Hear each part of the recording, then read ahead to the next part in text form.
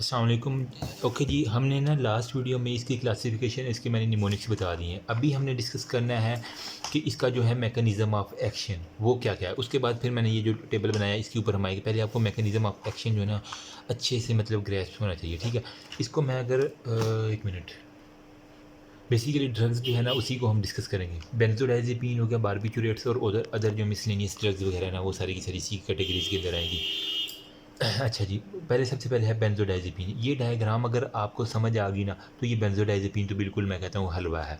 इसको मैं थोड़ा-सा ज़ूम कर दूँ ताकि ईज़िली हो जाए। थोड़ा-सा ये ब्लर आ रही होगी क्योंकि मेरी बुक थोड़ी-सी ओल्ड है, ठीक है। अभी देखो, ये बेसिकली है गैबा रिसेप्टर है, ठीक है, एक किस्म का। यहाँ पे देखो, वो कह रहा है बेंज़ोडाज़ेपीन बीज़ी, इसको जहाँ पे बीज़ी लिखा हो एमसीक्यूज़ के अंदर आपने फ़ौरन समझ जाना ये बेंज़ोडाज़ेपीन है। ये कहाँ-कहाँ होता है? टीएलसी मतलब मैंने ये निमोनिया टीएलसी कहाँ-कहाँ पे?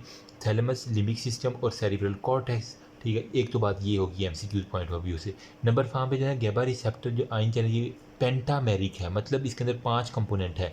2 इसके अंदर जनाब अल्फ़ा होते हैं, ठीक है, 2 बीटा होते हैं और 1 जो है ना वो गामा। तो 5 यूनिट है, 2, 2, 4 और 1 5, तो वही ये पेंटामेरिक है।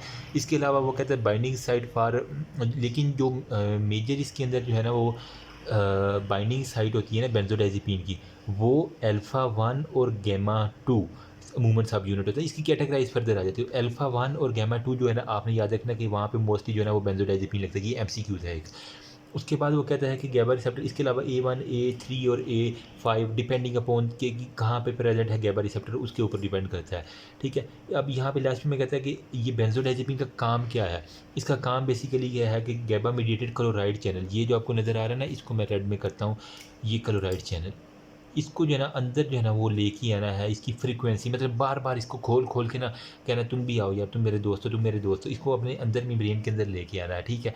तो इसकी फ्रीक्वेंसी, ठीक है, ड्यूरेशन नहीं कहना आपने, फ्रीक्वेंसी मतलब एक दफ़ा खुला फिर बंद, फिर खुला फिर बंद, यूँ-यूँ मतलब खुलता बंद होता रहेगा। ये फ्रीक्वेंसी को इंक्रीज़ करता है।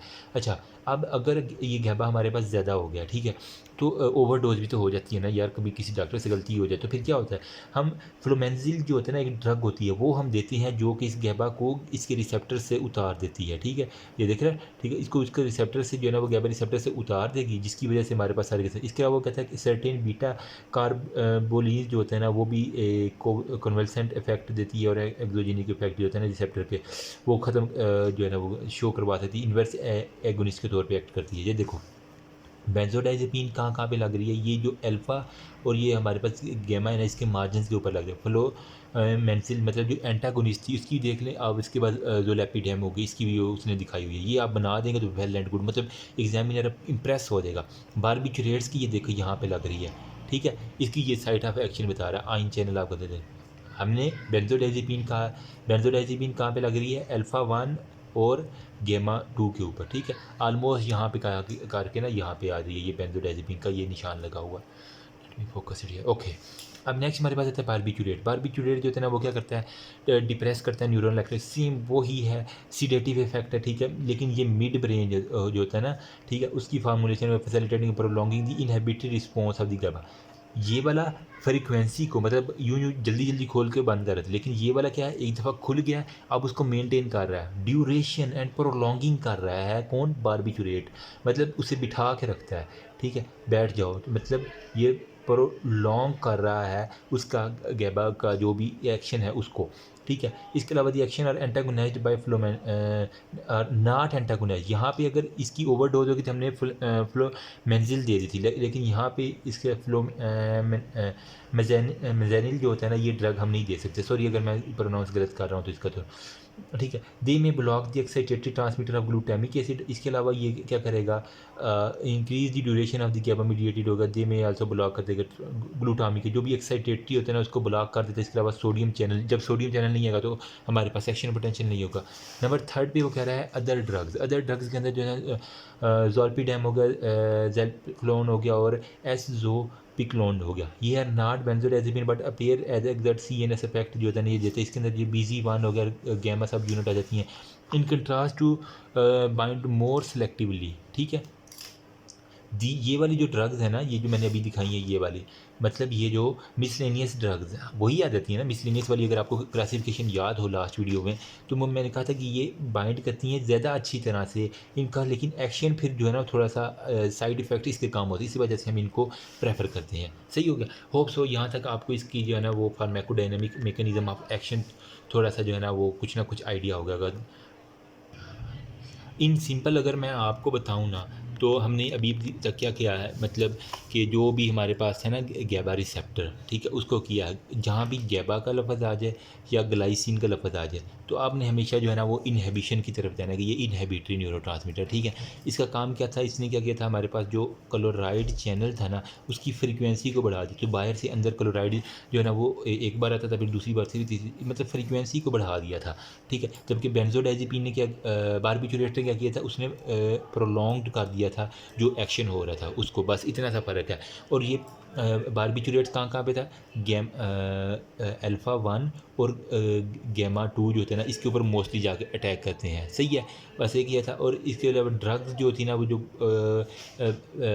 बेंजोडाइजिप जो हमारे पास ये थी ना बेंजोडाइजिपिन, इसके लिए जो ड्रग्स हमने यूज़ करनी थी FLUMENZAN, फ्लोमेंजिल जो होता है ना इस तरह करके है, फ्लू वाली जो है ना, मतलब उसको फ्लू करवा देगी एक किस्म की गाबा रिसेप्टर को, तो वो खुद ब खुद छोड़ के चला जाएगा। मैंने तो यूँ याद किया हुआ था, लेकिन आप जैसे नहीं, ठीक है। लेकिन अगर बारबिटूरेट खा लिए ना, ठीक है, ज़्यादा बारबिटूरेट, तो हम जितना भी मर्जी ये फ्लू वाली ड्रग दें, फ्लूमेंजिल जो होता है जितनी मर्जी दे दें, कोई एक्शन नहीं होगा। क्यों? क्योंकि ये रिकोगनाइज ही नहीं होगी, ठीक है, नॉट रिकोगनाइज। बस आपने की बात ये बता देनी। अच्छा जी, अभी हम नेक्स्ट देख लेते हैं, जल्दी जल्दी इसको कवर करते हैं। फार्माकोडायनामिक्स में क्या क्या इसके इफेक्ट हैं, ये डिपेंड करती है डोज के ऊपर, ठीक है। अब इसके क्लिनिकल ये मतलब इन सिंपल हम कह लें कि इसके हमारे पास जो क्लिनिकल यूजेस है ना वो पूछना चाह रहा है। वो क्लिनिकल यूजेस में आप बता दें कि ये एक तो एनजाइटी को जो है ना वो रिलीव करती है, ठीक है, बेंजोडाइज़ेपिन। इसके अलावा हमारे पास स्लीप डिसऑर्डर जिन लोगों को हो उनका, ठीक है। इसके अलावा एनेस्थीसिया की इंडक्शन करवाने के लिए, मतलब जिन लोगों को एनेस्थीसिया देना हो उनके लिए भी इस्तेमाल होता है। सीजर्स, मतलब जिनको ये मिर्गी वगैरह के हैं दौरे वगैरह पड़ते हैं, ये आम अल्फाज में कहते हैं, ठीक है, वो। इसके अलावा जिन लोगों को आप कह लें बाईपोलर डिसऑर्डर होता है ना, ठीक है, वो उसको भी रिकवर करने के लिए ये देती है। इसके अलावा जिन लोगों को मसल स्पासिसिटी हो जाती है ना, ठीक है, मसल जो एक्स्ट्रा कॉन्ट्रैक्शन हो जाती है, ठीक है। इसके अलावा जो जिन लोगों को विदड्रॉल सिम्टम्स आते हैं, मतलब जो अल्कोहल ना पीने की वजह से विदड्रॉल सिम्टम्स आते हैं, तो उनको फिर इस तरह की जो है ना ड्रग्स के ऊपर कन्वर्ट करते हैं। वो देखो, सिडेशन में मतलब क्या है, सिडेशन का रिडक्शन ऑफ एनजाइटी, परेशानी को दूर करना। तो ऑल ड्रग इन क्लास है एंजोलिटी को इंपॉर्टेंट है, बिहेवियर डिस इनहिबिशन होगा, ठीक है, वो साइकोमोटर फंक्शन वो सारे कंट्रोल कर दी। हाइप्नोसिस का क्या मतलब था, हाइप्नोसिस का था कि मतलब नींद उससे बहुत जल्द आ जाएगी, ठीक है। तो वही जिन लोगों को नींद नहीं आती उनको फिर हम ड्रग देते हैं तो हाइप्नोसिस हो जाता है, मतलब रैपिड आई मूवमेंट जो स्लीप होती है ना, रैम जिसे हम उर्दू में कहते हैं, वो मूवमेंट डिक्रीज हो जाती है एट हाई डोज। ज़्यादा भी नहीं देनी, अगर हमने हद से ज़्यादा दे दी तो वो ड्रग उल्टा एक्शन करेगी, ठीक है। हाई डोज नहीं देनी, मिनिमम एक लिमिट के अंदर रह के देंगे तो फिर हाइप्नोसिस इजीली हो जाएगी। अब effect on the sleep pattern हो गया, ठीक है, हो गया। Infrequency in the new hypnotic such as zaleplon हो गया, जोल्पिडेम हो गया, जो दोनों जी वाली ड्रग है ना, आपने इसको नींद के ऊपर ले जाना है बस। जी आपने अमूमन एक इमोजी देखी होगी ना, ठीक है, उसके ऊपर जी लिखा होता है, ठीक है, आपने कार्टून देखा होगा, तो वो क्या कहते हैं, नींद वाली एक होती है, तो वो वहीं से याद कर। जेलेप्रोन और जोल्पी डैम जो होते हैं ना, ये दोनों नींद वाली आपके पास आ जाएंगे। नेक्स्ट हमारे पास होता है एनेस्थीसिया, मैंने कहा था जिन लोगों को देना होता है वो हाई डोज के अंदर क्या होता है, लॉस ऑफ कॉन्शियसनेस होगी, ठीक है। एमनेजिया, मतलब वो उनको फिर भूलने की कुछ लोगों को बीमारी भी आ जाती है अगर जो कॉन्टीन्यूसली ले रहे होते हैं ना। एंटीरोग्रेड एमनेजिया लगे बेंजोडाइजिपिन वगैरह लेने से। इसके अलावा एंटी कन्वर्सेंट इफेक्ट होगा, मतलब suppression of the seizure activity है, हाई डोज जो होते हैं ना वो अक्कर हो जाती है, ठीक है। जिनको झटके वगैरह पड़ते हैं, फिनोबार्बिटोल जो हमारे क्लोनाजिपैम जो होता है ना, ये दो ड्रग्स आपने पीसी, मतलब पीसी होटल पे जाके उसको दौरा पड़ गया था, तो हमने पीसी पे जाके उसे खाना खिलाया। तो पैरल कॉन्टीनेंटल होटल है ना, ये बहुत मशहूर है लाहौर में, माल रोड पे, one of my favourite hotel, ठीक है। तो वो वहाँ से आप याद कर लें, ठीक है। ये स्टेटस एपिलेप्टिकस के लिए जो है ना यूज़ करते हैं हम। नेक्स्ट एपिलेप्सी वाला चैप्टर आ रहा है, उसके अंदर हम डिस्कस करेंगे मजीद। मेडुलरी डिप्रेशन, मसल रिलैक्सेशन, मतलब जिनको मसल रिलैक्स नहीं हर वक्त कॉन्टैक्ट रहते हैं तो उनके लिए हम देते हैं, ठीक है। सेरिब्रल पाल्सी वगैरह के अंदर इसमें मेडुलरी डिप्रेशन, मतलब जिनको अल्कोहल और बारबिटूरेट, स्पेशली अल्कोहल और बारबिटूरेट जिनकी हाई डोजेज जो है ना वो सारे, कार्डियोवैस्कुलर कोलैप्स हो सकता है, ठीक है। डिस्पायरेटरी अरेस्ट हो सकती है अगर हमने ज़्यादा दे दी है ना, ठीक है। तो इस वजह से फिर इसके नेक्स्ट हम डिस्कस कर रहे हैं इसके इफ़ेक्ट्स, ठीक है। नेक्स्ट हमारे पास आता है टॉलरेंस एंड डिपेंडेंस। टॉलरेंस कब होती है? जब डिक्रीज इन रिस्पॉन्सिवनेस, मतलब अब पहले हम एक गोली से गुजारा कर रहे थे लेकिन अब एक गोली असर नहीं कर रही, तो टॉलरेंस पैदा हो गई है। अच्छा, ये होती है कुछ लोगों में तो ड्रग ओरिजिनल ड्रग है, कुछ लोगों में कुछ और ड्रग ले रहे होते हैं लेकिन हमने जो सीडेटिव ड्रग दी है उसके खिलाफ भी जो है ना उसके खिलाफ टॉलरेंस पैदा है। मतलब ड्रग हमने कोई और ली है किसी और काम के लिए, लेकिन उसने ये जो है ना सीडेटिव वाला एक्शन भी जो है ना ये इसकी टॉलरेंस भी पैदा कर दी है। तो इसे हम कहते हैं क्रॉस टॉलरेंस, मतलब क्रॉस हो गया किसी में, वहाँ से कोई और ड्रग आके इसका भी काम करके चली गई है, इसको उड़ा के चली गई इसके रिसेप्टर को, ठीक है। तो वो रिड्यूस करता है एंजाइटी को। अच्छा, डिपेंडेंस में क्या हो जाता है?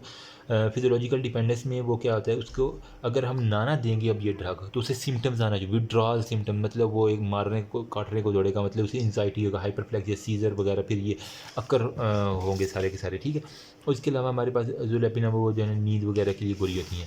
अच्छा, एक ये चार्ट थोड़ा सा देखने को इतना इंपॉर्टेंट नहीं है लेकिन फिर भी अगर आपको बनाने के लिए आ जाए तो आपको बनाना आना चाहिए। सेंट्रल नर्वस सिस्टम अफेक्ट हो गया और यहाँ पे हमने सीडेटिव हिप्नोटिक, जो हम बढ़ाते जाएंगे ना सीडेटिव हिप्नोटिक, तो हमारी जो है ना वो इफेक्ट बढ़ता जाएगा बढ़ता जाएगा बढ़ता जाएगा, मतलब नींद की तरफ जाते जाएंगे जितना मर्जी, ठीक है। लेकिन बेंजोडाइजेपिन जो है ना वो एक हद तक हमने देनी है, उसके बाद उसका इफेक्ट जो है ना वो उससे ज़्यादा जो है ना वो सीएनएस पे इफेक्ट नहीं करेगी, मतलब रेजिस्टेंस हो जाएगी। लेकिन हाँ, जब हमने सीडेशन हाइपोटोनिक में दिया है, हाइप्नोसिस होगी सबसे पहले, फिर एनेस्थीसिया हो जाएगा, मेडुलरी डिप्रेशन, फिर कोमा में चला जाएगा। ये बारबिचुरेट अमूमन जब इसकी होती है ना तो ये कोमा काज करवा सकता है। क्यों? अब इसके अंदर हम ये ज़्यादा खतरनाक है, क्यों? क्योंकि हमें इसके फ्लू वाली ड्रग जो है ना, फ्लो मेजैनिल जो होते हैं ना ड्रग, वो इसके ऊपर असर ही नहीं करती, तो ये इसकी ओवरडोज जब चली जाए पता नहीं चलता, बंदा कोमे में चला जाता है, उसके बाद अल्लाह को प्यारा हो जाता है। बार बेंजोडाइजेपिन का ये है कि हम इसके ऊपर जो है ना वो रिवर्स ड्रग देके ये सेफर एरिया में हम खेल सकते हैं, ठीक है। बस ये था। नेक्स्ट हमारे क्लिनिकल यूज तीसरी वीडियो में बस 10 मिनट की वीडियो होगी इंशाल्लाह, उसमें बना के हम साइड पे होते हैं। अगर यहाँ तक किसी को मसला या मुझसे कोई गलती हुई तो आप कमेंट सेक्शन में बता सकते हैं। थैंक यू सो मच, अल्लाह हाफिज़। ये इसको आपको बनाना आना चाहिए, बहुत इंपॉर्टेंट है।